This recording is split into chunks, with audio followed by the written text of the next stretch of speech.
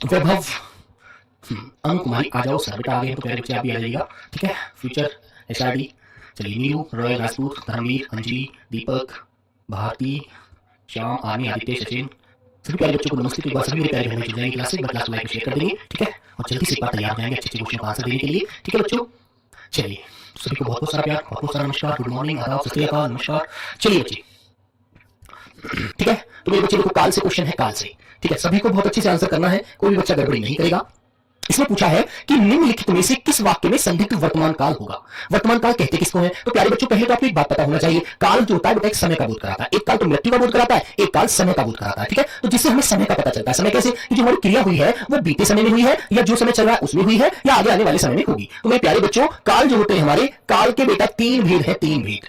आपसे कभी भी क्वेश्चन पूछा जाए तो आपको तीन भेद पता होना चाहिए। नंबर एक तो प्यारे बच्चों हमारा वह समय होता है जो समय बीत चुका है, जिसको हम भूतकाल कहते हैं, है ना। बीता हुआ काल, बीता हुआ समय, ठीक है प्यारे बच्चे। बीता हुआ समय जो होता है वो हमारा भूतकाल होता है, बीता हुआ समय, नंबर एक। नंबर दो होता है बच्चों जो हमारा समय चल रहा है उसे प्यारे बच्चों वर्तमान कहते हैं। जो समय चल रहा है, जो समय चल रहा है, ठीक है। और प्यारे बच्चे एक वो हमारा काल होगा जिसे हम भविष्य काल कहते हैं। जब नौकरी लग जाएगी उसके बाद जो हम अपना जीवन का मजा लेंगे वो मेरे प्यारे बच्चों भविष्य काल होगा हमारा, जिसे बेटा आने वाला समय कहते हैं। आने वाला काल, आने वाला समय, ठीक है मेरे प्यारे साथियों, ये बात आपको अच्छी से याद रहेगी। तो बच्चों इसने हमसे पूछा है वर्तमान काल के लिए संदिग्ध। तो बेटा जहां पर संदेह होता है वहीं तो संदिग्ध होता है। जैसे मैंने कहा, मैंने एक बात आपको समझाई थी क्लास में कि आपको सामान्य वर्तमान काल के वाक्य का पता होना चाहिए कि राम पढ़ता है, मोहन खाता है, सिया दौड़ती है, जिसके अंदर ताहे ती है आता है ना अंत में, जो बेटा अंत में जो आवाज आती है ताहे ती है की, वो सामान्य वर्तमान काल होते हैं। और उसके पीछे आप होगा होगी लगा दीजिएगा तो आपका आंसर हो जाएगा बेटा संदिग्ध वर्तमान काल। तो प्यारे बच्चों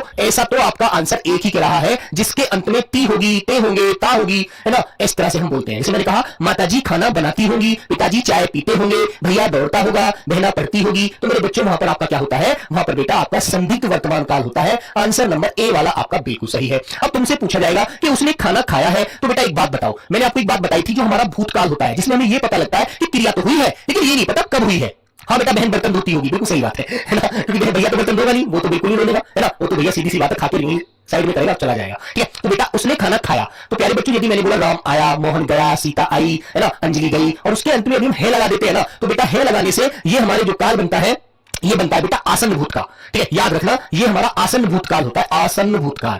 तो प्यारे बच्चों ये देखो आपको अच्छे से याद रखनी है बातें। आसन्न भूतकाल, है ना, कि राम आया है, तो सामान्य भूतकाल के वाक्य के अंत में है लगा देते हैं, ठीक है। तो बच्चे उसे क्या बोलते हैं? उसे मेरे बच्चे हम क्या बोलते हैं? आसन्न भूतकाल कहते हैं। वर्षा हो रही है तो बेटा ये तो अभी चल रही है क्रिया, ये अपूर्ण वर्तमान काल है आपका, अपूर्ण वर्तमान काल, अपूर्ण वर्तमान काल, ठीक है। और बच्चे इसके अंत में रहा था होता तो ये फिर भूत में चला जाता, अपूर्ण भूतकाल बन जाता। वह पुस्तक पढ़ती है तो बेटा ये हमारा सामान्य वर्तमान काल हो गया, सामान्य वर्तमान काल। तो चारों वाक्य आपको इस प्रकार ध्यान रखने हैं, ठीक है बच्चे। चले आगे आइएगा। हाँ बेटा एप्लीकेशन पर मैंने ये पॉइंट पढ़ाए हैं तभी तो इनको प्रैक्टिस में करा रहा हूं। और आज बेटा हमारी अंतिम क्लास होगी क्योंकि हमारा हिंदी का इतना ही सिलेबस है एसएससी जीडी के लिए, तो आपको ये भी याद रखना है, ठीक है। चलो आइए, हम चूड़ियां पहन रहे हैं, हम चूड़ियां पहन रहे हैं, वाक्य की क्रिया किस काल की है? बताइए बच्चों, पूर्ण वर्तमान काल की, अपूर्ण वर्तमान काल की, या बेटा संदिग्ध वर्तमान काल, या सामान्य वर्तमान काल? तो सामान्य तो होगा नहीं क्योंकि इसके अंत में तो ता है आ ही नहीं रहा, जो मैंने आपको समझाया था। तो बेटा आपको आंसर कौन सा देना होगा? ना बच्चों संदिग्ध होगा, सामान्य ता है कि मैंने आपको बताया था ती होगी, ते होंगे, ता होगा, वो होते हैं संदिग्ध। पूर्ण वर्तमान काल है नहीं, ये तो ये कह रहा है हम चूड़ियां पहन रहे हैं। तो बेटा ये वाक्य अभी आपका अपूर्ण वर्तमान काल का है, अभी क्रिया हो रही है, अभी चूड़ियां पहनी जा रही है, ठीक है। तो प्यारे बच्चों आपका ऑप्शन नंबर बी यहां पर लॉक हो जाएगा मेरे बच्चे। वेरी गुड, याद रहेगी बात? हाँ ठीक है बच्चे, तो बेटा याद रहेगी बात, आपको अच्छे से ध्यान रखोगे सभी लोग। हाँ वर्षा हो रही है ना, हम चूड़ी पहन रहे हैं, मम्मी खाना बना रही है, पिताजी चाय पी रहे हैं, भैया अखबार पढ़ रहे हैं। आपको याद रखने हैं अपूर्ण वर्तमान काल। क्वेश्चन नंबर प्यारे बच्चों 3, संभवतः वह लिखता हो, इस वाक्य में कौन सा काल है?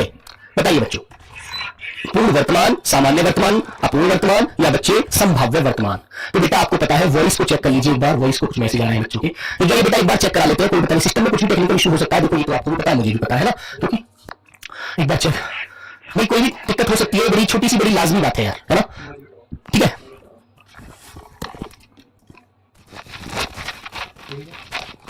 ठीक है बच्चों, कुछ भी हो सकता है, कुछ भी हो सकता है बच्चे, आवाज वॉइस प्रॉब्लम है, वॉइस को चेक किया जा रहा है भाई, वॉइस को तो चेक कर रहे हैं तभी तो आपसे पूछा जा रहा है ना। भर भर हो रहा है सर, हाँ बेटा भर भर कर रहा है, उसको देख रहे हैं क्या है, पता नहीं टेक्निकल कोई चीज दिक्कत कर रही है, कुछ बात है, हाँ वेट कीजिए बच्चे, वॉइस प्रॉब्लम, वॉइस को चेक कर रहे हैं अभी एक बार, है ना? वॉइस को भी चेक किया जा रहा है बच्चे, ठीक है? वैसे बेटा आवाज जो जर्जर है ना, मेरी आवाज में बेस भी कुछ ज्यादा है ना, इसलिए जर्जराहट की आवाज पैदा भी होती है। यदि सामने से सुनोगे ना तो ऐसे मानिए इंग्लिश करवाई आवाज, है ना? आए हो मेरी जिंदगी में तुम बाहर बनकर, है ना? ठीक है मेरे दोस्त, टेंशन मत लीजिए, सब कुछ अच्छा होगा, बस पढ़ते रहिए।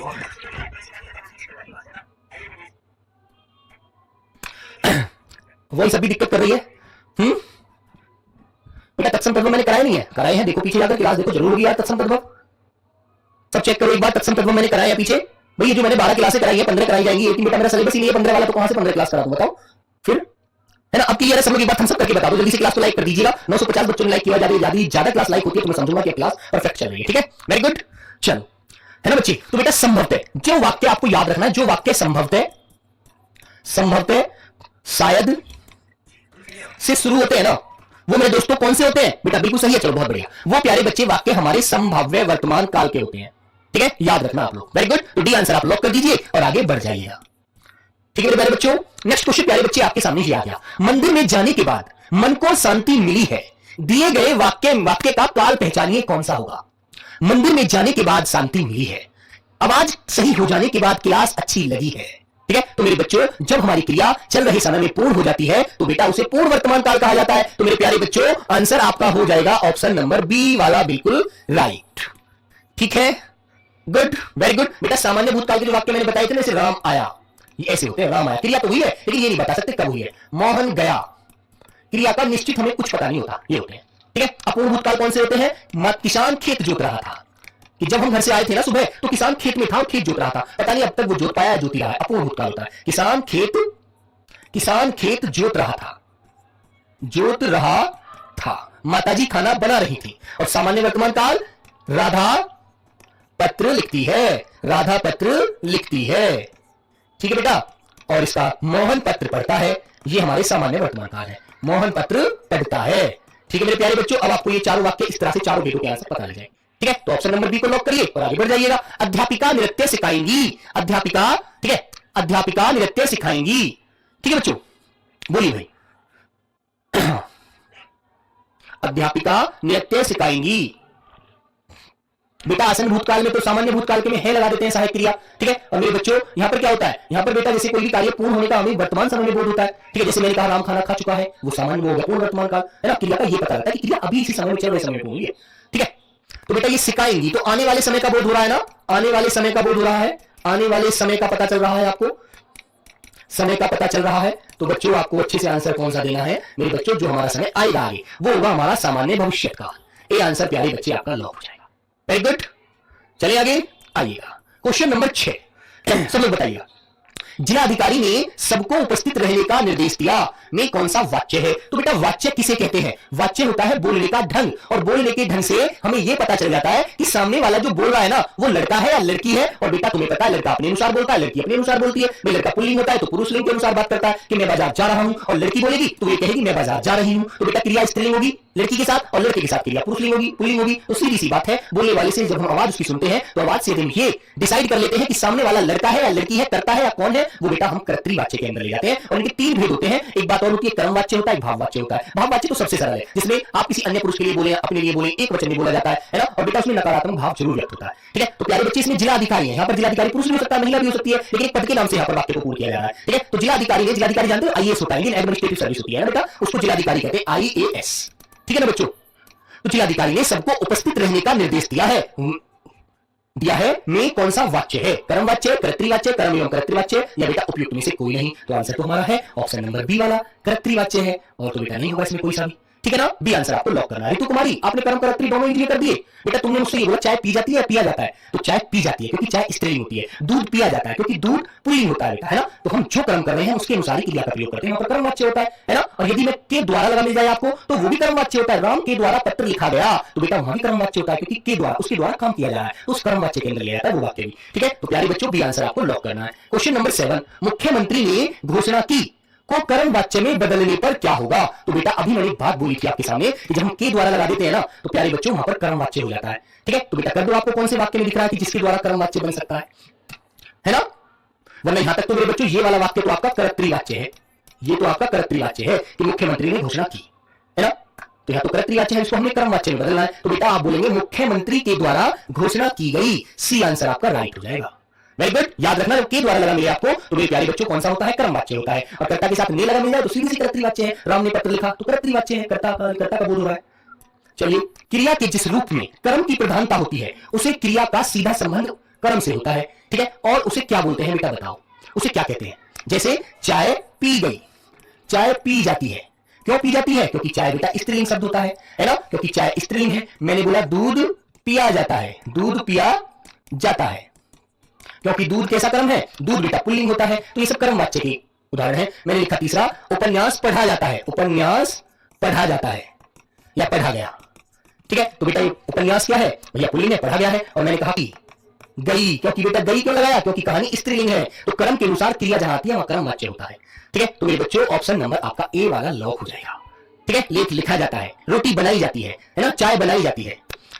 मुझसे अब नहीं चला जाएगा, इस वाक्य में कौन सा वाक्य है। और बच्चों जहां पर मेरे प्यारे बच्चों नकारात्मक भाव आता है, नकारात्मक भाव आता है, नकारात्मक बात आती है, नकारात्मक वाक्य होते हैं और उसमें हमसे वाक्य बोलता है। वाक्य का मतलब वॉइस है, आवाज है और कुछ नहीं है, ठीक है। तो अब मुझसे नहीं चला जाएगा, तो मुझसे नहीं चला जाएगा सीधा सा भाव वाक्य होगा, ठीक है। चलो अब चला जाए, तो ऐसे कब बोलोगे आप लोग, जब आप किसी चीज को देख करके मन भर चुका है आपका, है ना। चलो भाई अब चला जाए, बहुत समय हो गया है ना, बोलते हैं ना। जैसे मैंने कहा सीता से पढ़ा नहीं जाता, मोहन से उठा नहीं जाता, राधा से दौड़ा नहीं जाता, राम से लिखा नहीं जाता, मुझसे खेला नहीं जाता। तो मेरे बच्चों वहां पर भाव वाच्य होते हैं, याद रखेंगे ना इस बात को, तो बहुत अच्छे से चलेगा। उससे दौड़ा नहीं जाता, बताइए वाक्य में कौन सा वाच्य है, बताओ मेरे प्यारे बच्चों। तो भाव वाच्य होगा सीधा सा आंसर आप लोगों का क्या होगा मेरे प्यारे बच्चों, भाव वाच्य। उससे दौड़ा नहीं जाता, माताजी से लिखा नहीं जाता, पिताजी से चला नहीं जाता।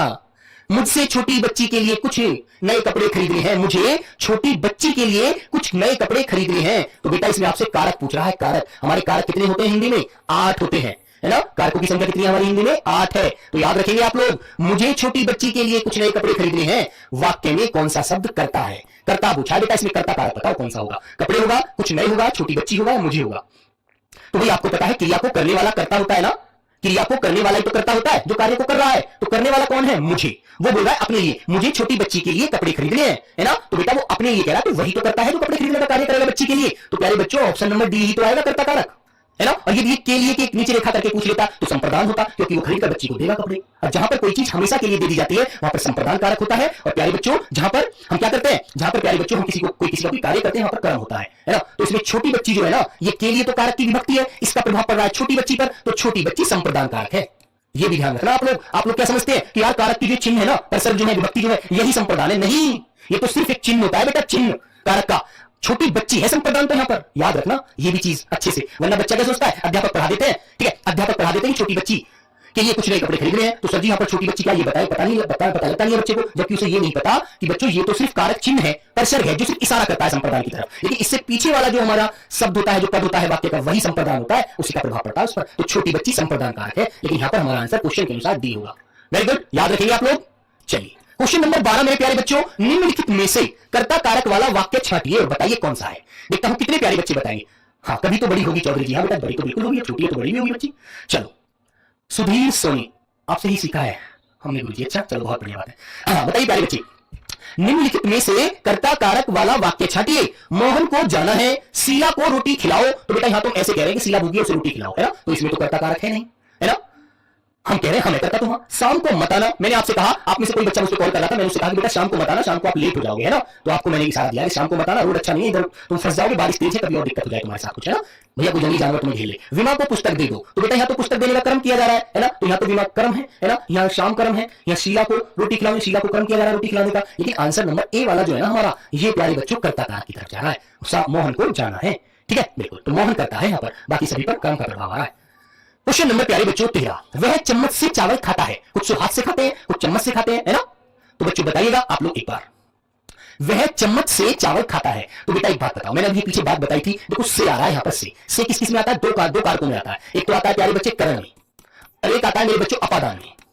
तो अपादान के साथ भी से आता है और करण के साथ भी से विभक्ति आती है। लेकिन बेटा ये जो आती है ना अलग करने के लिए आती है, इसको हम अलगाव कहते हैं। बेटा अलग करेगी या किसी दो में तुलना करेगी, है ना, या प्यारे बच्चों डराएगी। और ये जो आता है ये आता है साधन के लिए, साधन। तो एक बात बताओ, यदि वह चम्मच से चावल खाता है और यहाँ पर चम्मच ना होती तो उसके पास खाने का साधन कहाँ था, फिर तो उसको हाथ से ही खाने पड़ते। तो मेरे बच्चों इससे का प्रभाव पड़ रहा है चम्मच पर, तो चम्मच चावल खाने का साधन है। चम्मच क्या है बच्चों? चावल खाने का साधन है बेटा। जैसे मैंने कहा राम कलम से पत्र लिखता है, यदि कलम ना होती तो पत्र कैसे लिखता? लिख ही नहीं पाता। तो बच्चे इसलिए यहां पर करण कारक होगा आंसर नंबर ए। और अपादान दिया हुआ भी नहीं है, तो फिर सिंपल सी बात है, हम लोग बच भी गए, हमारा डाउट भी नहीं बन पाया इसलिए। ठीक है, और यदि वाक्य होता राधा कुत्ते से डरती है, तो बेटा कुत्ते से डरेगी तो अलग हटकर भागेगी, कभी वो काट ना ले, है ना, तो वहां पर अपादान होगा। मोहन दिल्ली से लखनऊ गया है, तो बेटा दिल्ली से जब वो लखनऊ गया है तो दिल्ली को साथ थोड़ी ले गया कि चल भी लाल किले मेरे साथ चल रहा लखनऊ के लिए। दिल्ली अपनी जगह स्थापित रह गई और वो लखनऊ चला गया, दोनों में दूरियां हो गई। ठीक है, ठीक है मेरे बच्चे। खून से लिखा पत्र, बेटा रॉयल राजपूत, ये प्रेमी कहानियां जो है ना, खून से तो प्रेमी लिखते हैं पत्र, है ना, साधारण व्यक्ति तो लिखते नहीं है। तो मेरे बच्चे खून यहां पर साधन है पत्र लिखने का। खून साई बना दी बेटा, इंक हो गई। भीम ने गदा से, मैं एस्ट्रोटॉक पे अपने एस्ट्रोलॉजर से बात कर रहा हूं, गदा से दुर्योधन को मारा, यह गदा से पद में कौन सा कारक है बच्चों? बता दो चलो आप लोग। भीम ने गदा से दुर्योधन को मारा, यहां गदा से पद में कौन सा कारक है? तो बेटा यदि भीम के पास गदा ना होता तो वो दुर्योधन को कैसे मारता है? घूंसे से मारता या उससे किसी पत्थर से मारता? तो बेटा उसके पास गदा था, उसके पास साधन था उसे मारने का, तभी से उसने जंगा पे मारा था गदा, क्योंकि और तो सारा शरीर उसका पत्थर का था बेटा, है ना। तुम्हें पता होगा, तुमने यदि महाभारत देखी होगी तो तुम्हें ये भी जानकर होगा कि उसका पूरा शरीर पत्थर का था, सिर्फ उसका ये वाला नीचे जो अंग था, नाभि से नीचे वाला, है ना, जंगा तक का, यही शरीर सिर्फ ऐसा था जो उसका बेटा अपना जीवित हड्डी मांस से बना हुआ था, बाकी उसके शरीर पर कोई असर नहीं हो पाता। ठीक है, तो भैया आपको आंसर ए वाला लॉक करना है, ए वाला। गदा साधन था मारने का, करण कारक। चलिए नेक्स्ट क्वेश्चन, रिक्त स्थान की पूर्ति उचित कारक चिन्ह से करें। श्याम मीरा ने खिलौने लाया, श्याम मीरा का खिलौने लाया, बेटा खिलौने बहुवचन रूप में लिखा हुआ है। श्याम मीरा में खिलौने लाया, श्याम मीरा के लिए खिलौने लाया। बताइए, और कौन सा कारक है वो लिखकर भी दिखाना मुझे, ताकि मैं समझ सकूं कि आप लोग के लिए की बेटा के लिए किस कारक चिन्ह का, किसका कारक चिन्ह है, किसका प्रसर्ग है, कौन से कारक के लिए प्रयोग किया जाता है वो भी जानते हैं। तो बच्चों आपने बोला के लिए, और के लिए किस कारक का चिन्ह होता है बच्चों? हमारा संप्रदान। इसका होता है बच्चों संप्रदान का होता है, याद रखेंगे आप लोग, है ना भैया। जहां पर कोई चीज किसी को भेंट की जाए, किसी को प्रदान की जाए, किसी को हमेशा के लिए दी जाए, किसी को उपहार दिया जाए, वो सब संप्रदान होते हैं। ठीक है, तो डी विकल्प आपका लॉक हो जाता है। क्वेश्चन नंबर 16 मेरे प्यारे बच्चे आपके सामने ये आता हुआ, मेरे दोस्त के लिए चाय लाइए। ठीक है, मान लीजिए आपका दोस्त आपके घर आया है और आपने बड़ी तेज आवाज में बोला है कि मेरे दोस्त के लिए चाय लाइए। ठीक है, तो बच्चे बताइएगा इस वाक्य में कौन सा कारक है? अधिकरण, बेटा अधिकरण तो किसी आधार का बोध कराता है, क्रिया के आधार का, है ना, और इसकी कारक विभक्ति क्या होती है? में, और प्यारे बच्चों पर होती है। ठीक है, पक्षी पेड़ पर बैठा है, राम घर में सो रहा है। अपादान, अपादान तो बेटा से होता है, लेकिन अलगाव होता है, अलगाव होता है, तुलना होती है इससे, तुलना, राम श्याम से सुंदर है, राम श्याम से मेहनती है, सीता राम से सुंदर है। ठीक है, संबंध, संबंध तो बेटा का, की, के, रा, री, री, मेरे, मेरा, मेरी, मेरे भाई का, ऐसे जो बोलते हैं। तो आंसर नंबर एकदम सटीक होगा डी वाला, मेरे दोस्त के लिए चाय लाइएगा, क्योंकि दोस्त चाय पीकर चला जाएगा, वो उल्टी थोड़ी देगा तुम्हें कभी भी फिर। ठीक है, चलो दिए गए वाक्य में गंगा नदी गंगोत्री से उपयोग में हुए कारक के रूप में पहचान कीजिए क्या है?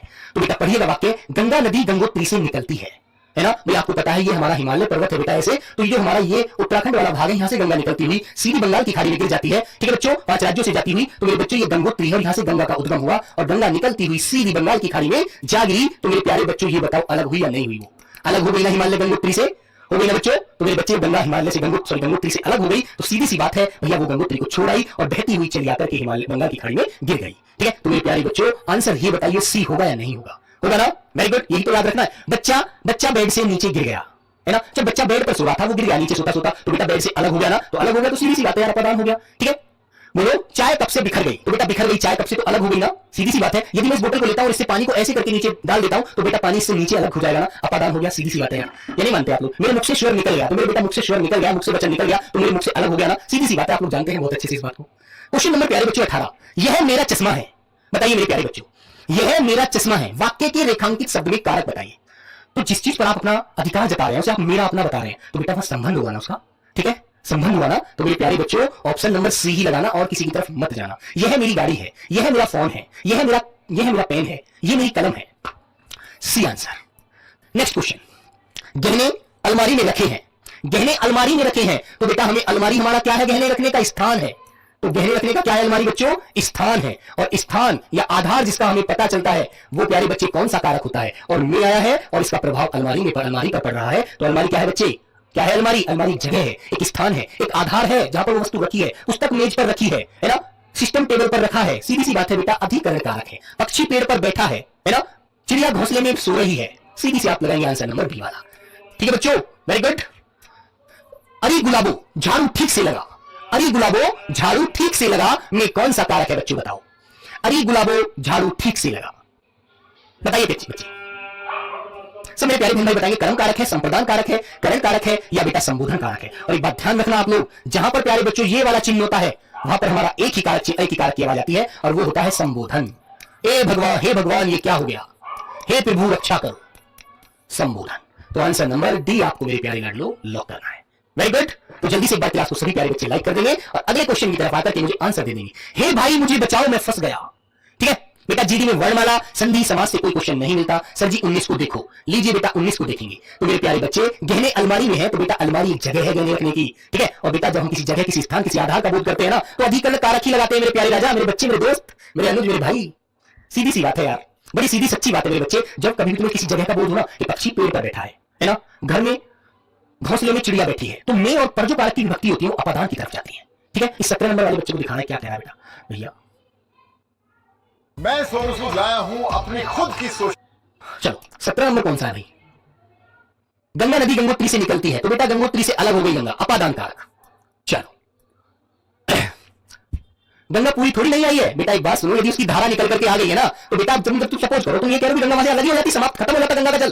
तुम्हारा कहने का इट मींस ये है, मतलब ये है कि भैया आप ये बताओ, गंगा का पूरा जल बहता हुआ यहां आ जाता, यहां से गंगा हमारी खत्म हो जाती है ना। तुम यही तो कहना चाह रहे हो? अरे यार ऐसे नहीं मानते बेटा, कभी कोई चीज कहीं से बह जाती है ना, अब तुमसे पानी में से तुम अभी पूरा पानी नीचे गिर जाएगा भैया, तभी तो अलग हुआ। नहीं बेटा, यदि उसका एक बूंद भी गिरी है ना, तो अलग हो रही है। ठीक है, समझे आप? अब ऐसे तो ग्लेशियर पिघलते रहेंगे, पानी आता रहेगा, जल बहता रहेगा। यार क्या है मेरे दोस्त, मेरे भाई, मेरे बंधु।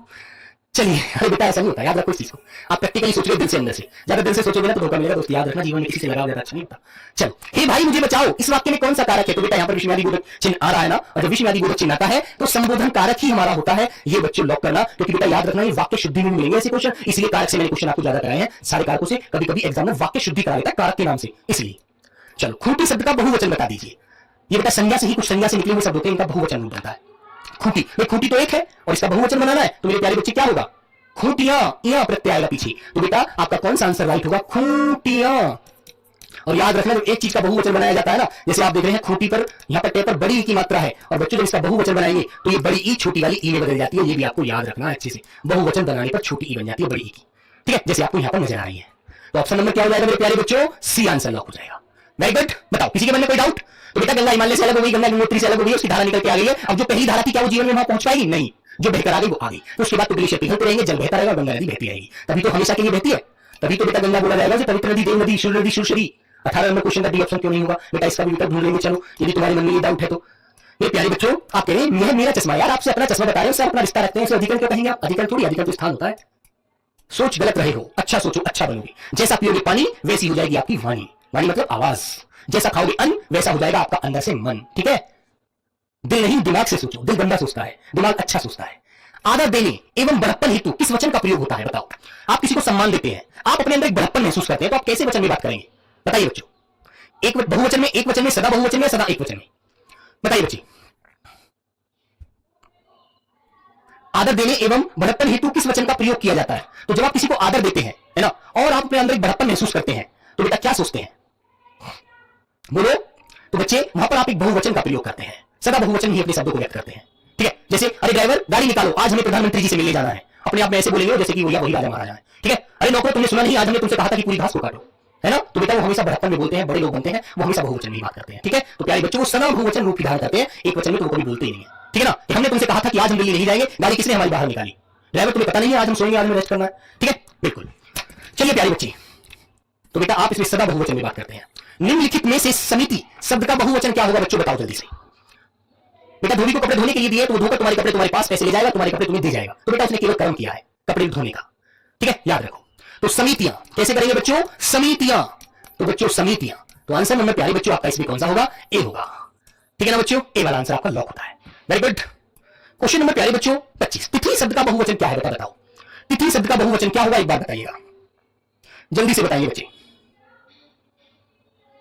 तिथि शब्द का बहुवचन।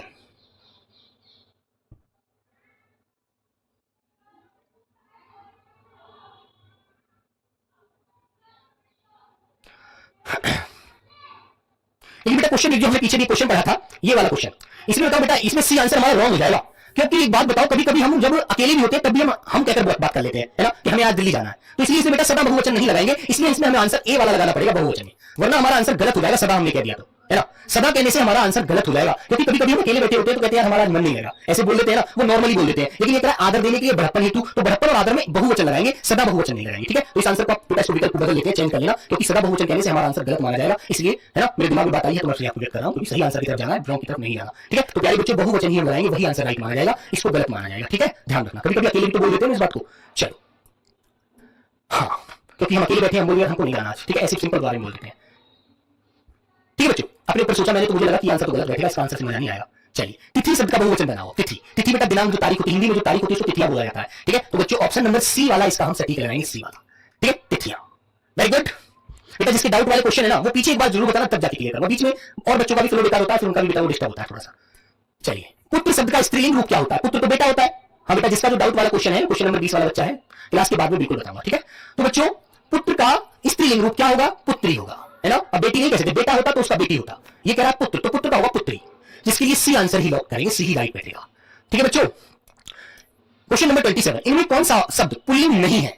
बताइए बच्चों, इनमें कौन सा शब्द पुल्लिंग नहीं है? आप लोग बताइए एक बार सोच कर। अशोक की कमेंट दिखाना, बहुत बड़ी कमेंट लिखी इस बच्चे ने।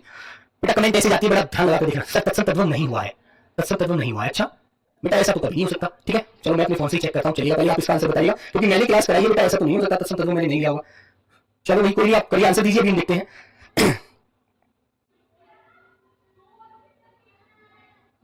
चलो बच्चों बताओ जल्दी से, 12वीं क्लास है आज हमारी। गुलाम हो गया, पर्यायवाची हो गया।